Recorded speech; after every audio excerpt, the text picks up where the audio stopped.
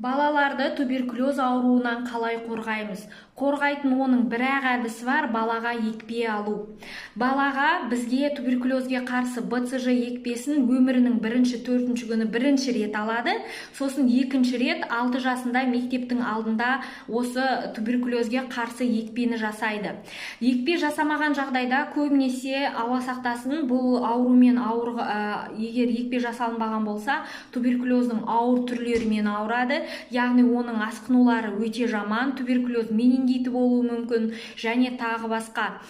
Сондықтан өздеріңізді сақтау үшін, балаларыңыздың денсаулығы мықты болу үшін туыла салысымен туберкулезге қарсы вакцина алған жөн. Егер белгілі бір жағдайлармен сіз перзентханада ала алмай қалған болсаңыз, өзіңіздің тұрғылықты жеріңіз бойынша емханаға барасыз, өзіңіздің учаскеңізде баланы тексеріп, бәрі жақсы болса, баланы екпеге